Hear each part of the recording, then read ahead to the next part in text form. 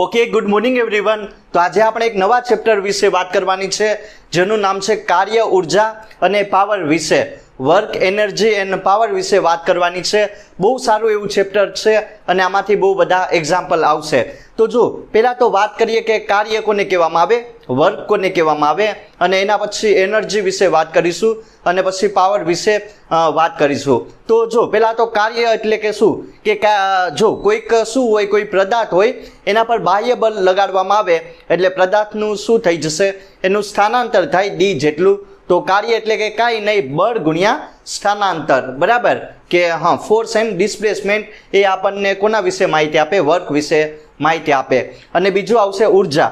ઉર્જા એટલે એનર્જી, બરાબર. એનર્જી એટલે કે શું કહેવાય કે કોઈક પદાર્થ હોય એની કાર્ય કરવાની ક્ષમતા કેટલી હોય, એની કેપેસિટી કેટલી હોય વર્ક કરવાની, એને ઉર્જા કહેવામાં આવે. એના પાછા બે પ્રકાર આવે, ગતિ ઉર્જા એટલે કે કાઇનેટિક એનર્જી જે ગતિના કારણે ઉત્પન્ન થાય, અને બીજી આવે સ્થિતિ ઉર્જા જેને પોટેન્શિયલ એનર્જી કહેવામાં આવે, જે શું કહેવાય કે એટમ્સ હોય, બરાબર, એની ગોઠવણીના કારણે સંરચના હોય એના કારણે એમાં સંગ્રહ થાય છે. તો બહુ સારું એવું ચેપ્ટર છે. તો શરૂ કરીએ કાર્ય ઉર્જા અને પાવર વિશે. અત્યારે જો કેટલું વસ્તુ જોવાનું છે. કાર્ય વિશે વાત કરીશું, પછી ઉર્જા વિશે વાત કરીશું, એમાં ગતિ ઉર્જા અને એની પોટેન્શિયલ એનર્જી હશે, અને એક કાર્ય ઉર્જા પ્રમેય વિશે પણ વાત કરીશું, વર્ક એનર્જી થિયરમ, બરાબર. એ બહુ ઇમ્પોર્ટન્ટ છે, તો તમે લોકો ધ્યાન આપજો. તો શું છે, કાર્ય વિશે વાત કરીએ. વર્ક કોને કહેવામાં આવે, તો મેં જેમ કહ્યું એ પ્રમાણે કે કાંઈ નહીં, જો શું કરવાનું છે, એક તમારે બ્લોક રાખવાનો છે, સમજાયું? એક બ્લોક રાખવાનો છે, એના પર તમારે કંઈક ને કંઈક બળ લગાડવાનું છે. પછી શું થઈ જશે કે બ્લોક હોય ને એનું ડિસ્પ્લેસમેન્ટ થાય, ડી જેટલું એ સ્થાનાંતર કરશે, એટલે કે બળ લગાડ્યું અને એનું સ્થાનાંતર થયું, જેને કાર્ય કહેવામાં આવે. સિમ્પલ. તો સમજી લઉં કે એફ જેટલું બળ, હવે એફ જેટલું બળ છે ને, બાહ્ય બળ, એક્સટર્નલ ફોર્સ, એ તમારે કંઈક ને કંઈક ખૂણે લગાડવાનું છે.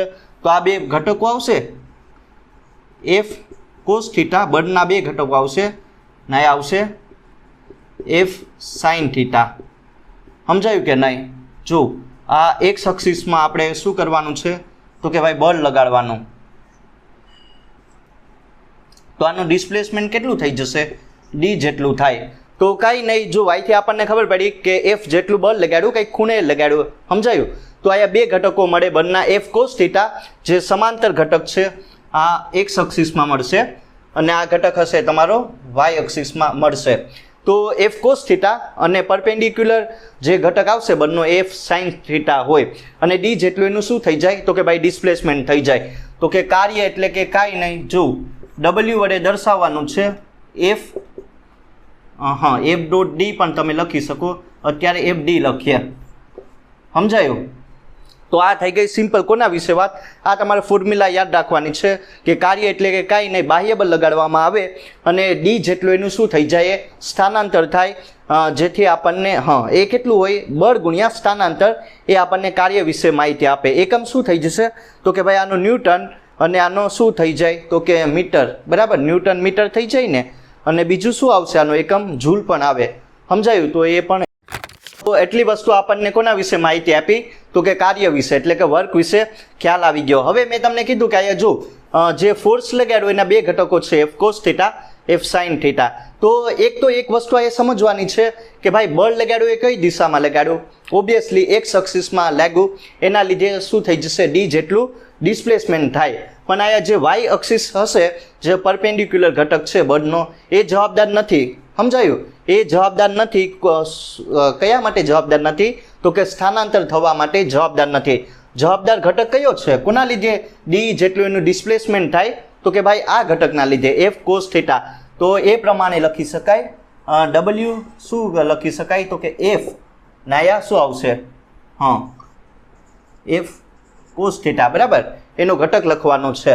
તો હવે કાર્યની બીજી ફોર્મ્યુલા તમને મળી ગઈ કે જે પ્રમાણે શું કહેવાય કે એ પ્રમાણે લખવાના કે જે ઘટકના લીધે શું થાય, એ ડિસ્પ્લેસમેન્ટ થાય, બરાબર. એક્સ એક્સિસમાંનું ડિસ્પ્લેસમેન્ટ થઈ જશે, કયા ઘટકના લીધે, એફ કોસ થીટાને લીધે. તો એ લખી શકાય. તો આ હશે બીજી એક ફોર્મ્યુલા આવી ગઈ. F D cos theta. સમજાયું? તો જો હવે તમે એક બીજી પણ ફોર્મ્યુલા આનાથી બનાવી શકો. ડબલ્યુ શું થઈ જશે? F dot D. તો આ છે બરાબર કે આયા તમને એફ અને ડી વચ્ચે કંઈક ને કંઈક એંગલ જોવા મળશે. સમજાયું કે નહીં? જો એફ અને ડી વચ્ચે કંઈક ને કંઈક ખૂણો જોવા મળશે થીટા જેટલો. એ તમે આ ડોટ પ્રોડક્ટ હોય એનાથી તમે દર્શાવી શકો. તો આ સિમ્પલ કોની ફોર્મ્યુલા થઈ ગઈ? કાર્યની. હવે એક પણ વસ્તુ આવશે કે જો આના માટે આપણે શું કહેવાય કે એફ અને ડી હોય બરાબર, અહીંથી બે પોસિબિલિટી લખી શકાય કે એફ અને ડી હોય એ કેવું હશે? તો કે ભાઈ સમાંતર હોય. સમજાયું? એફ અને ડી એ કેવું હશે? તો કે સમાંતર હોય. બંને વચ્ચે ખૂણાનું મૂલ્ય કેટલું હોય? તો કે 0 હોય. તો કાર્ય કેટલું થઈ જશે? અહીંયા કરો cos 0 કેટલું થઈ જાય? 1. તો કાર્યનું મૂલ્ય આવશે એફ ડી જેટલું. સમજાયું કે નહીં? આ એક પહેલી વસ્તુ આપણને ખબર પડી. એક બીજી પોસિબિલિટી વિશે વાત કરીએ કે મેં એફ જેટલું બળ છે એ બરાબર એ આ દિશામાં લગાડ્યું, પણ જેનું ડિસ્પ્લેસમેન્ટ થાય એની વિરુદ્ધ દિશામાં થાય. સમજાયું કે નહીં? બળ આ દિશામાં લાગ્યું જમણી બાજુ, પણ એનું જે સ્થાનાંતર થઈ જશે એ કેમાં થાય? તો કે એની વિરુદ્ધ થઈ જાય. તો ખૂણાનું મૂલ્ય કેટલું આવશે? બરાબર 180 આવે કે નહીં? બંને એકબીજાની વિરુદ્ધ દિશામાં છે, એટલે કે શું છે? બંને એકબીજાની આમ છે ને, સમાંતર અને પ્રતિ સમાંતર. તો આપણે એને આમ લખીએ. તો હવે કાર્ય કેટલું થઈ જાય? ઓબ્વિયસલી માઇનસ એફ ડી જેટલું થઈ જાય કે નહીં? કે બળ અને સ્થાનાંતર એકબીજાની વિરુદ્ધ દિશામાં હોય, પ્રતિ સમાંતર હોય, ત્યારે આપણને કાર્ય કેટલું મળે? માઇનસ એફ ડી જેટલું. તો એ વસ્તુ તમારા લોકોને ધ્યાન રાખવાની છે. હવે શું કરવાનું છે કે જો થીટાનું વેલ્યુ કેટલી રાખવાની છે? 90 રાખવાની. સમજાયું કે નહીં? બળ આ દિશામાં લગાડીએ એવું હોય તો, પણ જે શું થઈ જશે? કાર્ય બળ આ દિશામાં લગાડ્યું, પણ જે સ્થાનાંતર થાય એ શું હોય? 90 ડિગ્રી થાય. સમજાયું કે નહીં? અથવા તો કહી શકાય કે એફ અને ડી વચ્ચે કેટલાનો ખૂણો બને? તો કે ભાઈ 90નો ખૂણો બને. તો ધ્યાન આપજો. સમજાયું? એફ અને ડી વચ્ચે શું હોય? તો કે ભાઈ પરપેન્ડિક્યુલર હોય, 90 ડિગ્રી થઈ જાય. તો કાર્ય કેટલું મળે પરપેન્ડિક્યુલર માટે? તો ધ્યાન આપજો બરાબર. લંબ હોય એકબીજાને. તો અહીંયા મૂકો cos 90 કેટલું થઈ જશે? તો કે 0. બરાબર. તો આ વસ્તુ સમજવાની હતી કે જો ખૂણાનું મૂલ્ય કેટલું રાખવાનું છે? તો કે 90 રાખીએ તો આપણને જે કાર્ય મળશે એ કેટલું મળે? તો કે 0 થઈ જાય. બરાબર. cos 90 0. તો આ થઈ ગઈ સિમ્પલ. કોના વિશે વાત? તો કે વર્ક વિશે વાત. અને આ પ્રમાણે તમે બધું આ સોલ્યુશન કરી શકો. અને મેઇન તમારી જે કાર્યની આ ફોર્મ્યુલા છે બરાબર. તો આ થઈ ગઈ વર્ક વિશે વાત. બરાબર. તો આપણે સિમ્પલ વાત કરી લીધી કોના વિશે? તો કે વર્ક વિશે વાત કરી લીધી. હવે વાત કરવાની છે ઉર્જા વિશે, એનર્જી વિશે વાત કરવાનું છે. જો એનર્જી એટલે કે કાંઈ નહીં, કાર્ય કરવાની જે ક્ષમતા હોય ને, જે કેપેસિટી હોય એને શું કહેવામાં આવે? તો કે ભાઈ ઉર્જા કહેવામાં આવે, એનર્જી કહેવામાં આવે. હવે પાછી એમાં બે પ્રકાર આવે. ઉર્જાના બે પ્રકાર છે. એક તો આવશે તમારું શું કહેવાય કે કાઇનેટિક એનર્જી, ગતિ ઉર્જા. એ કઈ રીતની મળે? તો કે પદાર્થ હોય બરાબર, એને કંઈક ને કંઈક એને વેગ આપવામાં આવે ત્યારે ટૂંકમાં. તો આ સિમ્પલ કોના વિશે વાત થઈ ગઈ? તો કે ભાઈ વર્ક વિશે વાત થઈ ગઈ. હવે જો કોના વિશે વાત કરવાની છે? ઉર્જા વિશે વાત કરવાની છે, એનર્જી વિશે. તો ઉર્જા એટલે કે કાંઈ નહીં, પદાર્થની જે કાર્ય કરવાની ક્ષમતા હોય ને એને એનર્જી કહેવામાં આવે. હવે ઉર્જાના પાછા બે પ્રકાર છે. એક આવશે કાઇનેટિક એનર્જી, ગતિ ઉર્જા, જે શું થઈ જાય કે પદાર્થ જ્યારે ગતિમાં આવે ને ત્યારે એની કાર્ય કરવાની ક્ષમતા દર્શાવે છે. અને બીજું શું આવે? તમારી જે પોટેન્શિયલ એનર્જી એટલે કે સ્થિતિ ઉર્જા આવે. બરાબર. એ ક્યારે આપણને જોવા મળે? તો કે સિમ્પલ કે જ્યારે એટોમ્સ હોય બરાબર, એની ગોઠવણી કઈ રીતની હશે, જે એનું સ્ટ્રક્ચર હોય ને એના કારણે જે કાર્ય કરવાની ક્ષમતા હોય એને પોટેન્શિયલ એનર્જી કહેવામાં આવે. તો સારી રીતના આને સમજીશું. તો જો બીજો પોઈન્ટ શું છે? ઉર્જા હશે, એનર્જી. બરાબર. મેં તમને જેમ સિમ્પલ કીધું એમ કે કાર્ય કરવાની ક્ષમતા, જેને શું કહેવામાં આવે? ઉર્જા કહેવામાં આવે. હવે પહેલાં તો આમાં પહેલો પોઈન્ટ શું આવે? આનો ગતિ ઉર્જા આવે કે જેને કાઇનેટિક એનર્જી વડે દર્શાવવામાં આવે છે. હવે એક જો ઉર્જા સંરક્ષણનો નિયમ આવશે, એનર્જી કન્ઝર્વેશન લો. એમાં શું કહેવા માગે કે જો પદાર્થની ગતિ ઉર્જા અને જે એની સ્થિતિ ઉર્જા હશે, એટલે કે kinetic energy and potential energy એનું શું થઈ જશે કે ભાઈ એનું સંરક્ષણ થાય, બરાબર. ઉર્જાનું જે શું થઈ જાય તો કે એનું કન્ઝર્વેશન થાય છે. જેટલી પ્રારંભિક ઉર્જા હોય ને એટલી જ એની અંતિમ ઉર્જા હોવાની. સિમ્પલ. જો ગતિ ઉર્જા અને જેની સ્થિતિ ઉર્જા હશે ને એ બંનેનો સરવાળો કેવો રહેવો જોઈએ? અચળ રહેવો જોઈએ, બરાબર. એ બદલાવો ના જોઈએ. ધારો કે 10 જૂલ હોય, સિમ્પલ આપણે એક્ઝામ્પલ લઈએ, 10 જૂલ હોય તો એ પાછી 10 જૂલ જ મળવી જોઈએ, 10નું 11 ના થવું જોઈએ. એ સમજીશું, બરાબર. અને એ સારી રીતના એને સાબિત પણ કરીશું. જો આને ગતિ ઉર્જાને કે કે પહેલાં એ સમજી લઈએ, બરાબર. સમજીશું અત્યારે. તો પહેલાં તો વાત કરીએ ગતિ ઉર્જા, જેને કે વડે દર્શાવવામાં આવે. તો મેં તમને કીધું ને કે જ્યારે પદાર્થ ગતિમાં આવે, સમજાવ, આ વસ્તુ ધ્યાનમાં રાખવાની છે કે ગતિ ઉર્જા કેને કહેવામાં આવે? તો કે જ્યારે પદાર્થ હોય, બરાબર, એની ગતિ દરમિયાન એની જે કાર્ય કરવાની ક્ષમતા હોય ને, કે જ્યારે ગતિમાં આવે ત્યારે ગતિ ઉર્જા આપણને જોવા મળે છે, બરાબર. ત્યારે એમાં ગતિ ઉર્જા ઉત્પન્ન થાય. તો કે ગતિ ઉર્જા K = ½ mv².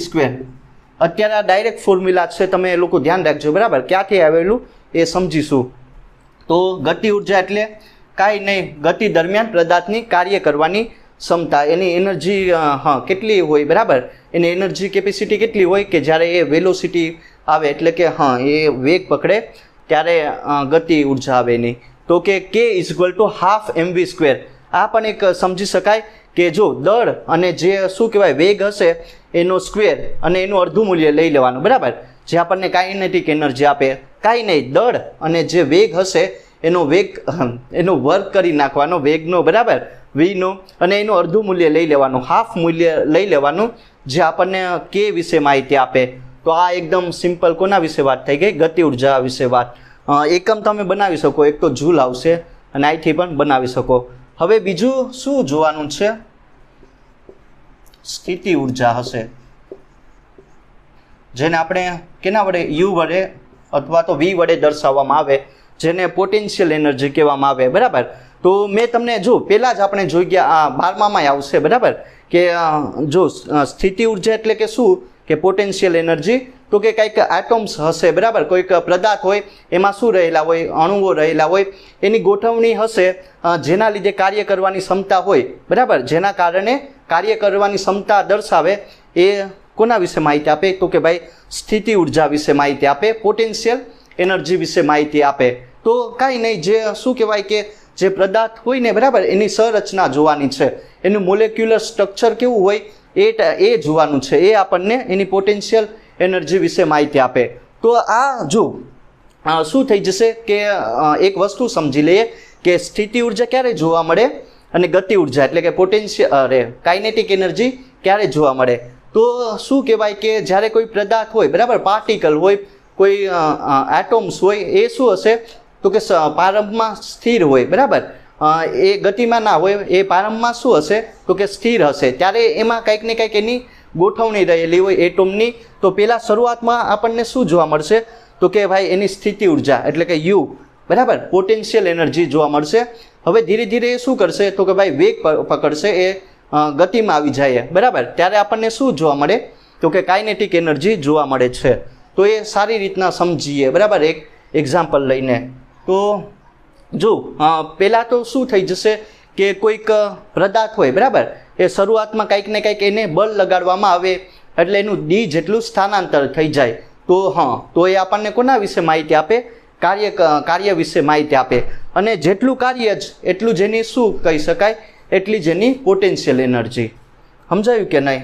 શું કે જેટલું એનું કાર્ય, બરાબર, W જેટલું કાર્ય હોય એટલી જેની શું થઈ જાય? તો કે એટલી જેની સ્થિતિ ઉર્જા હોવાની.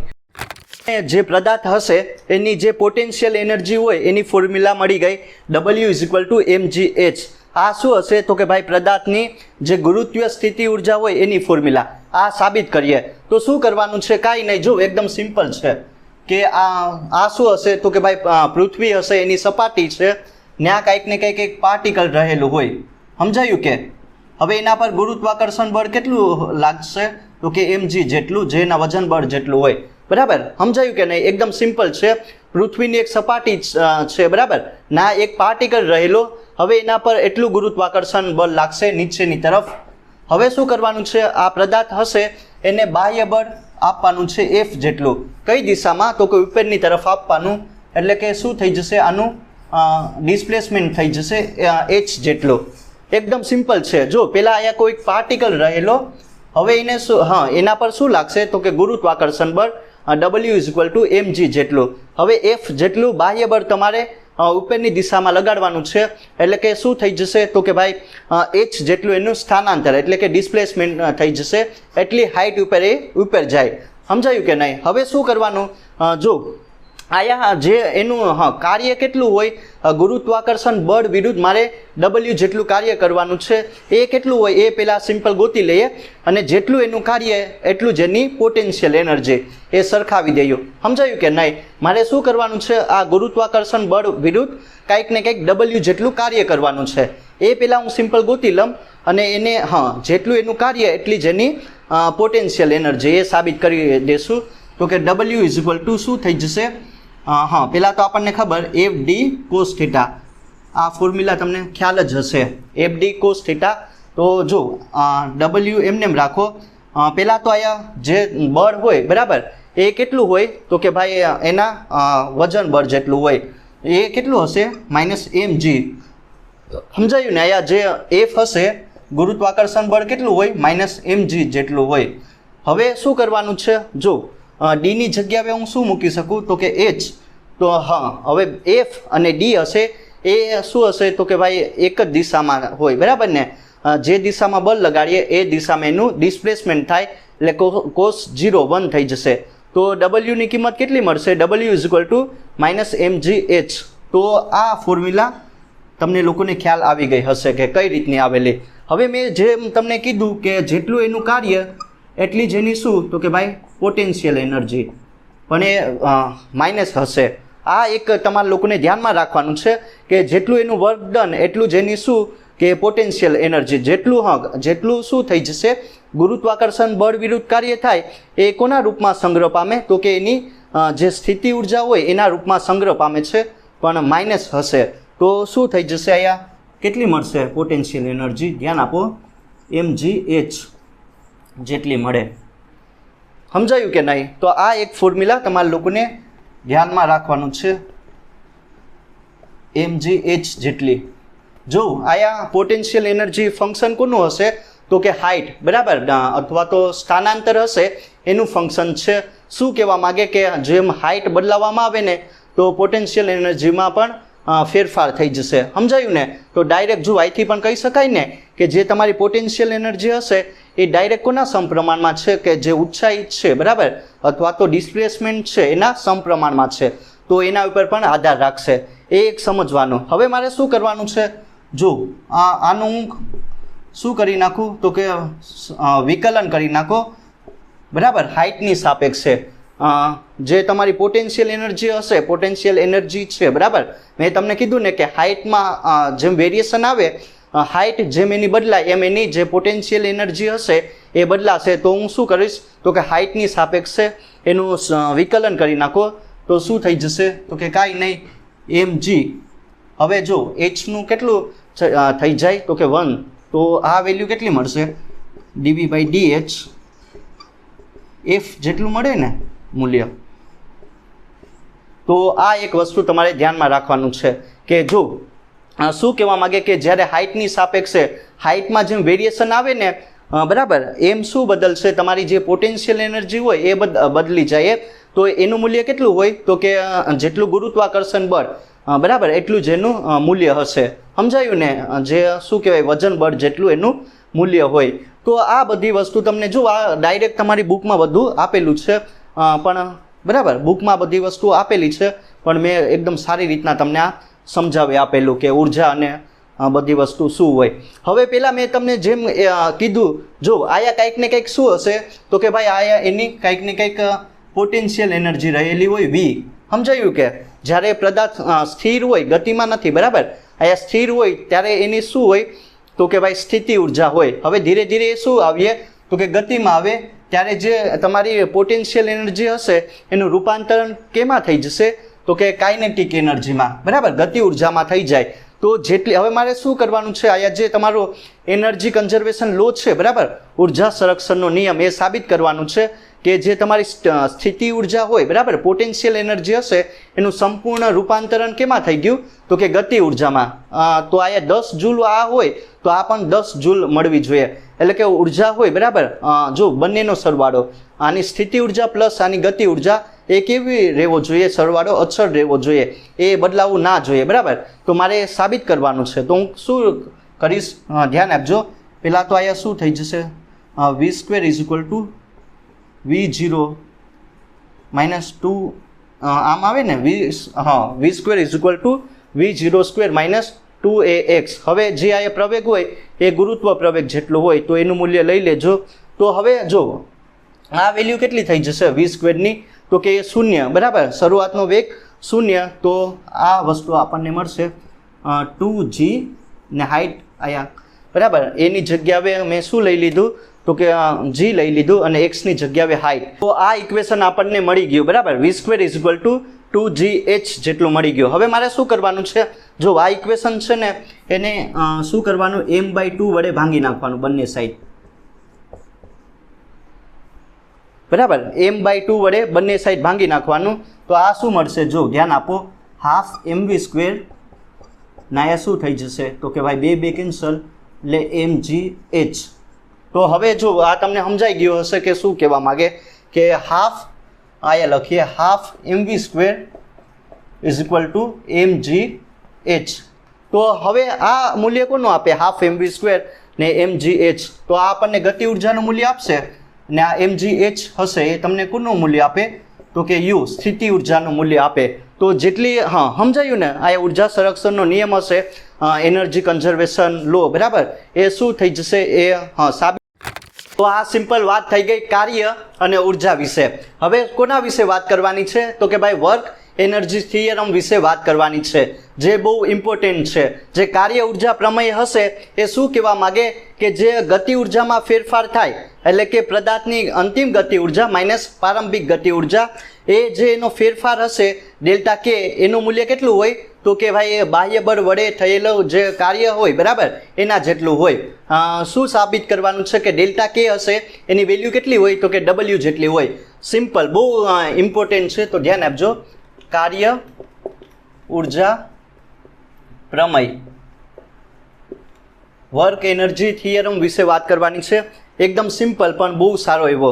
તો શું થઈ જશે, પહેલાં આપણને ખબર કે પદાર્થ હશે એની ગતિ ઉર્જા કેટલી હોય, તો કે હાફ mv² જેટલી હોય. સમજાયું, પદાર્થ હશે એની ગતિ ઉર્જા કેટલી હોય, હાફ mv² જેટલી હોય. હવે હું શું કરીશ, કે જો ગતિ ઉર્જા હોય એમાં સમયની સાપેક્ષે કંઈક ને કંઈક ફેરફાર થાય, એ મારે સિમ્પલ ગોતવાનું. તો હું શું કરીશ, કાંઈ નહીં, સમયની સાપેક્ષે આનું વિકલન કરો. તો dk/dt, હવે હાફ m ને આનું પણ કરો બરાબર વેગનું, એટલે d/dt v². બસ હવે આનું વિકલન કરવાનું છે, એટલે dk/dt અને આયા હાફ m.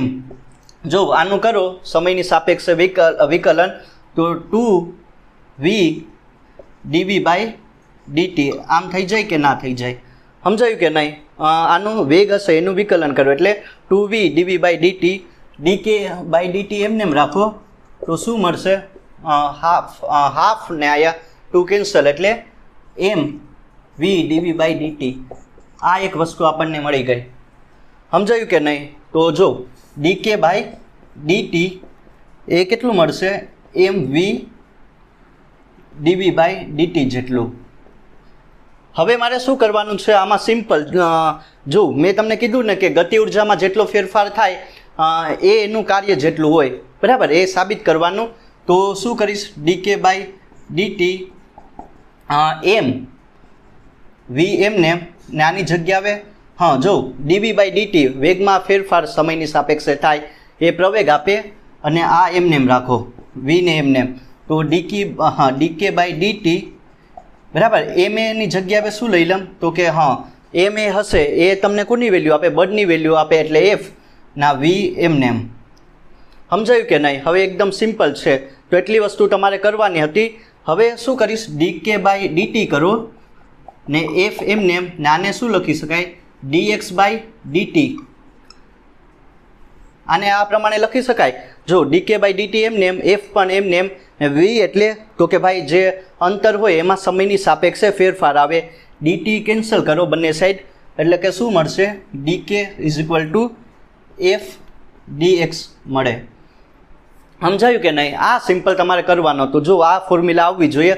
હવે મારે શું કરવાનું છે કે જે ગતિ ઉર્જા હોય બરાબર એનું શું કરવાનું છે, એમાં કાંઈક ને કંઈક ફેરફાર થવો જોઈએ. તો હું સંકલન કરી નાખીશ.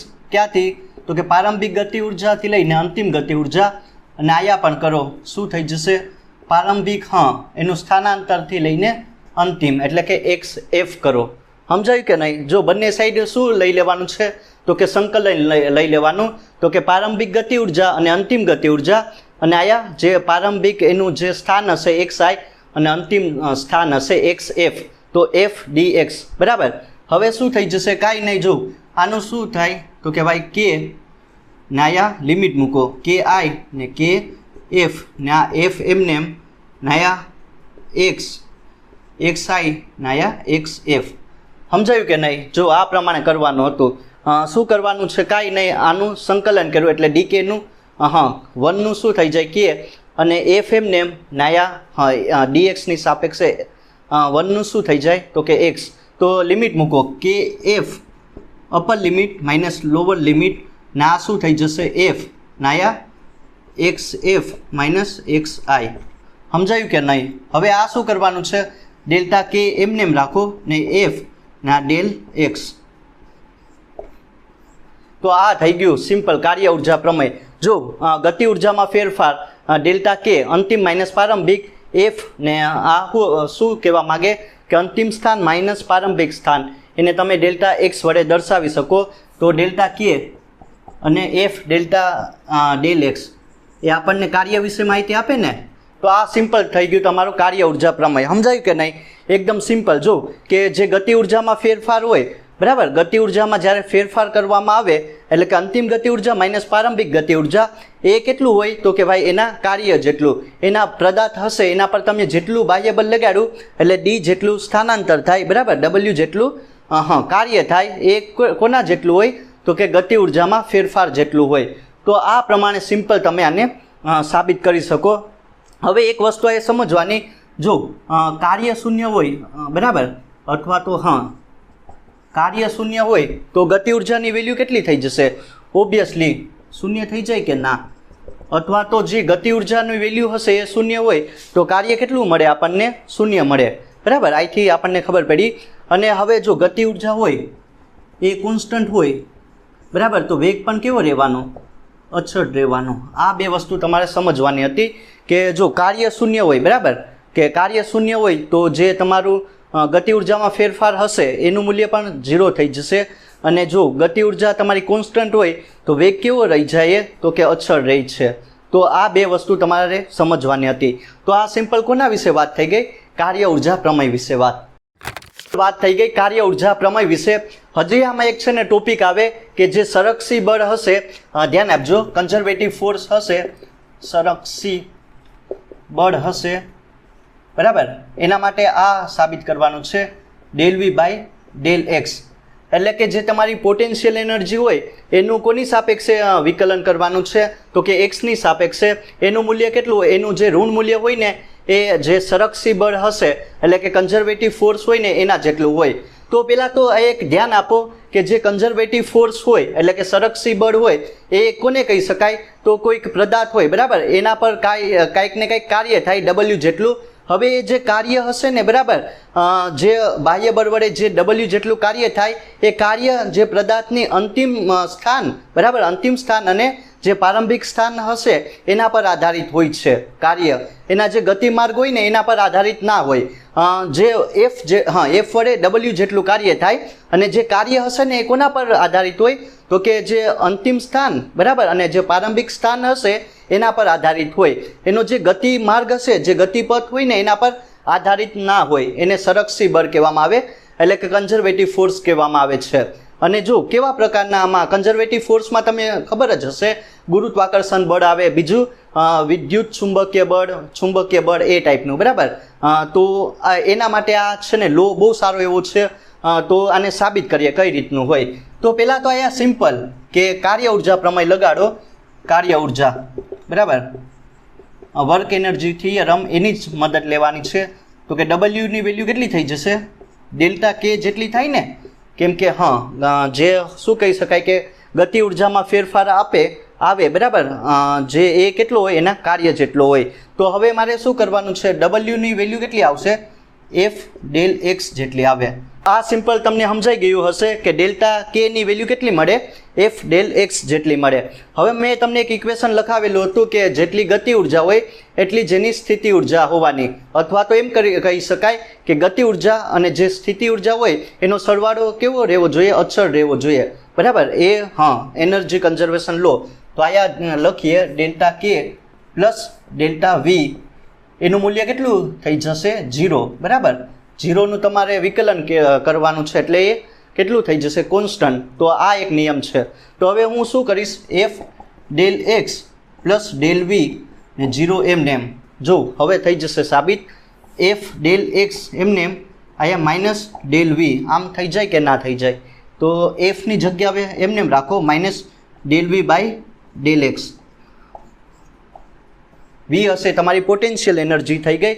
જો શું કરવાનું છે? કાંઈ નહીં, જે વિકલન કરવાનું છે કોનું? પોટેન્શિયલ એનર્જીનું, પણ એક્સની સાપેક્ષે. એનું જે ઋણ મૂલ્ય હોય એ કેટલું હોય? તો કે ભાઈ બળ જેટલું હોય. તો આ સિમ્પલ તમારે કરવાનું હતું. હવે મારે શું કરવાનું? આની લિમિટ લઈ લઉં. એફ એમ ને એમ. જો limit delta t tends to 0 del V by del x. તો શું થઈ જશે? Minus d v by d x. સમજાયું? આ નાનું વિકલન છે. તો કાંઈ નહીં, જો એક્સની સાપેક્ષે વીનું વિકલન તમારે કરવાનું છે. એનું જે ઋણ મૂલ્ય હોય એ કેટલું હોય? તો કે ભાઈ બાહ્ય બળ એફ જેટલું હોય. તો આ સિમ્પલ તમે જે કન્ઝર્વેટિવ ફોર્સ હોય એના માટે આ નિયમ લાગુ પાડી શકો. બહુ સારો એવો છે. તો જો આ કોના વિશે વાત થઈ ગઈ? કાર્ય અને ઉર્જા વિશે વાત થઈ ગઈ. પછી જે કાર્ય ઉર્જા પ્રમેય આવે એના વિશે વાત, અને જે એક આ નિયમ આવે કન્ઝર્વેટિવ ફોર્સ માટે એ આ બરાબર. તો આ સિમ્પલ તમારે. તો જે પણ કોન્સેપ્ટ ભણી ગયા એના ઉપરથી 1-2 એક્ઝામ્પલ સોલ્વ કરી લઈએ એટલે કોન્સેપ્ટ તમને વધારે ક્લિયર થાય. તો પહેલાં તો વાત કરીએ પ્રોબ્લેમ નંબર 1 વિશે. આ પણ બહુ સારી એવી પ્રોબ્લેમ છે. કઈ રીતનું આનું સોલ્યુશન કરવું ધ્યાન આપજો. જો આમાં તમને શું કીધું કે એક m દળનો પાર્ટિકલ આપેલો હશે, એનો કંઈક ને કંઈક વેગ હોય. હવે એના પર બળ લગાડવામાં આવે એટલે એનો કંઈક ને કંઈક એ વેગમાં આવી જાય, એટલે શું કરશે? એનું સ્થાનાંતર થઈ જશે બરાબર. તો શું કરવાનું છે કે જ્યારે બળ લગાડવામાં આવે ડી જેટલું એનું સ્થાનાંતર થાય ત્યારે એના દ્વારા જે કાર્ય થાય બરાબર ડબલ્યુ એ કેટલું હોય એ મારે સિમ્પલ ગોતવાનું. તો સિમ્પલ કોન્સેપ્ટ. જો વેગ આપેલો એ એક્સ શરૂઆતનો વેગ,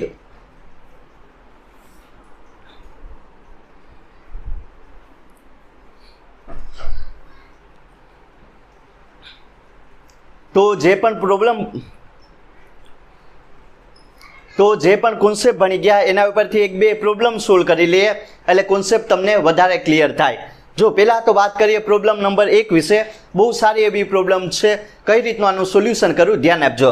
આમાં તમને શું કીધું કે ભાઈ એક m દળનો પાર્ટિકલ આપેલો હશે. હવે એના પર કંઈક ને કંઈક f જેટલું બળ લગાડવાનું છે, એટલે કે શું થઈ જશે? એનું કંઈક ને કંઈક ડિસ્પ્લેસમેન્ટ થાય અને એનો વેગ હશે. તો આયા જે શું થાય? બળ લગાડવામાં આવે ડી જેટલું સ્થાનાંતર થાય ત્યારે શું કહી શકાય કે જે કાર્ય હોય ડબલ્યુ એ કેટલું હોય એ મારે સિમ્પલ ગોતવાનું. તો આમાં જો તમને શું કીધું? એક m દળનો પાર્ટિકલ આપેલો, પ્રારંભમાં x = 0 પોઝિશન પર છે. એનો વેગ એટલો છે ax 1/2 બરાબર, અને ડી જેટલું એ સ્થાનાંતર કરે. તો હવે કાર્ય કેટલું હોય ડબલ્યુ એ મારે ગોતવાનું. તો સિમ્પલ શું કરીશ? કાર્ય ઉર્જા પ્રમેય યુઝ કરો. કાર્ય ઉર્જા પ્રમેયનો યુઝ કરવાનો છે, બીજું કાંઈ નહીં. તો શું થઈ જશે? આપણને ખબર કે ગતિ ઉર્જામાં ફેરફાર એ કેટલું હોય? તો કે એ આપણને કાર્ય વિશે માહિતી આપે. સમજાયું કે નહીં?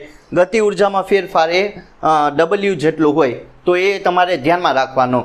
તો હવે જો આમાં હું શું કરીશ કે માઇનસ કે આઈ એ પ્રમાણે કરી શકાય કે ના? અંતિમ ગતિ ઉર્જા માઇનસ પ્રારંભિક ગતિ ઉર્જા. તો આ લખો ½ mv² અંતિમ વેગ માઇનસ પ્રારંભિક વેગ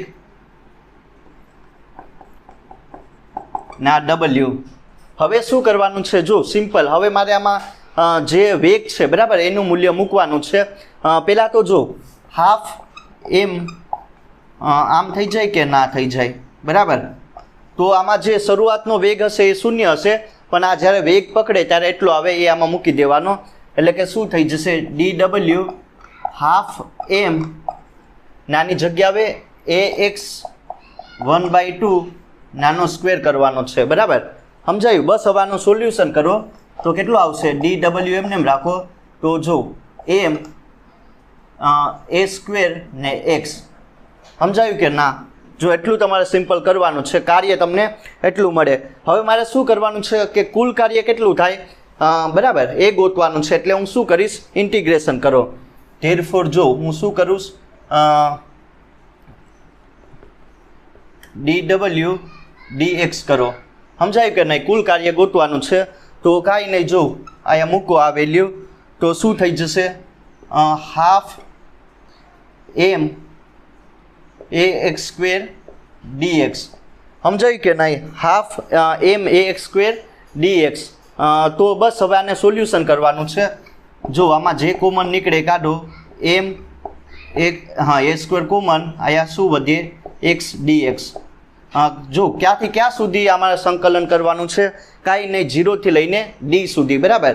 એટલું સ્થાનાંતર થાય ત્યારે કેટલું મળે એ ગોતવાનું. તો જો હાફ એમ ના શું થઈ જશે તો કે x સ્ક્વેર થઈ જાય કે નહીં બરાબર, 0 થી લઈને d. આ પ્રમાણે સિમ્પલ તમારે કરવાનું છે બસ. હવે કાંઈ નહીં તો કેટલું થઈ જશે હાફ એમ A સ્ક્વેર નાયા જો કેટલું થઈ જાય તો કે ભાઈ D²/2 જેટલું થઈ જાય.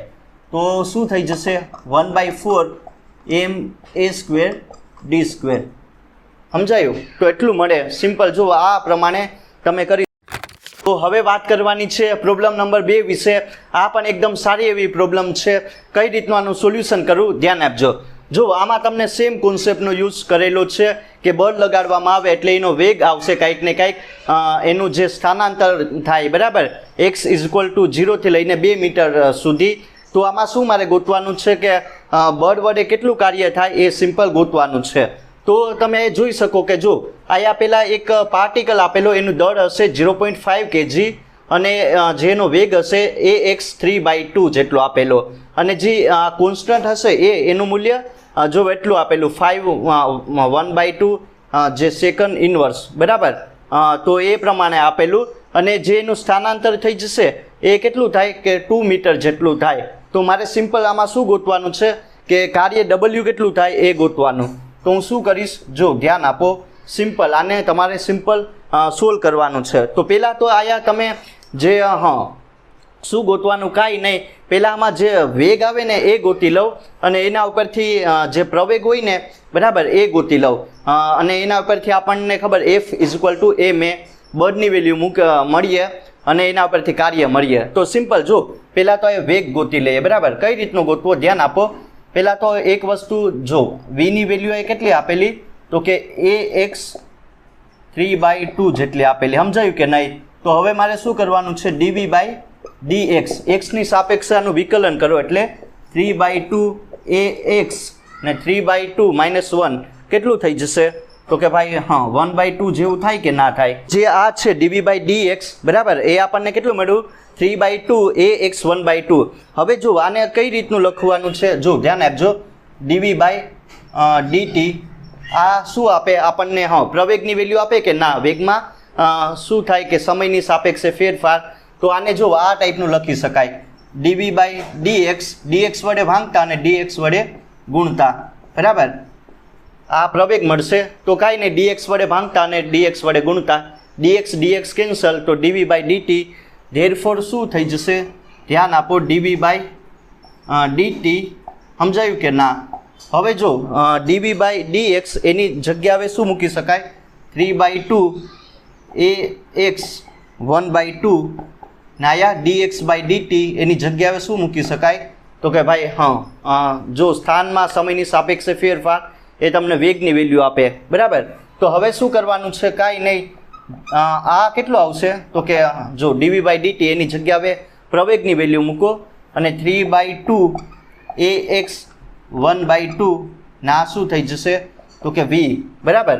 બસ હવે કાંઈ નહીં, આમાં જે વેગ આપેલો ને એની વેલ્યુ મૂકી શકાય.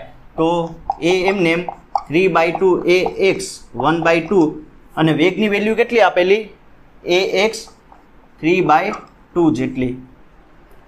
હવે બસ હવે સિમ્પલ આનું સોલ્યુશન કરવાનું છે. એટલે a 3/2 બરાબર a સ્ક્વેર ને આ શું થઈ જાય તો કે x 1/2 ને x 3/2 એટલે શું થઈ જશે. બસ આને સોલ્યુશન કરવાનું છે. એટલે કે જો આયા 2 ને આયા 3 દુ 6 8 ને આ 4 એટલે x સ્ક્વેર થઈ જશે. સમજાયું કે જો એકદમ સિમ્પલ છે, કાંઈ નહીં, પ્રવેગ મળી ગયો. હવે આપણને ખબર f = ma, બરાબર. તો અહીંથી બળની વેલ્યુ મળી જાય. શું થઈ જશે m 3/2 a square x square. સમજાયું ને. જો બળ એટલું મળી ગયું. હવે કાર્યની ફોર્મ્યુલા આપણને ખબર, કાર્ય ગોતી લઉં. શું થઈ જાય w = f.dx. સમજાયું કે નહીં, સિમ્પલ. બસ હવે ક્યાંથી ક્યાં સુધી તો 0 થી લઈને 2 સુધી, બરાબર. 2 મીટર કાર્ય કેટલું થાય એ. તો કાંઈ નહીં, જો એફની વેલ્યુ મૂકો શું થઈ જશે તો કે ભાઈ m 3/2 ax સ્ક્વેર, બરાબર, a સ્ક્વેર x સ્ક્વેર ને dx. હવે આમાં જેનું શું કરવાનું છે કે જેનું તમારે સંકલન થાય એનું કરો. એટલે w = તો કે ભાઈ 0 થી શું થઈ જશે m 3/2 બહાર કાઢી લઉં ને a સ્ક્વેર એમને એમ, બરાબર. શું થઈ જશે x સ્ક્વેર 0 થી લઈને 2 dx.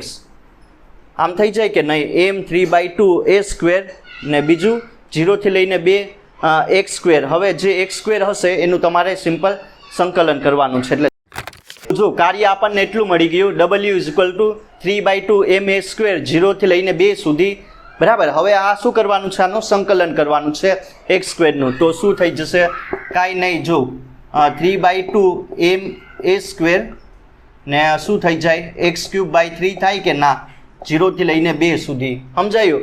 તો આ પ્રમાણે કરી શકો.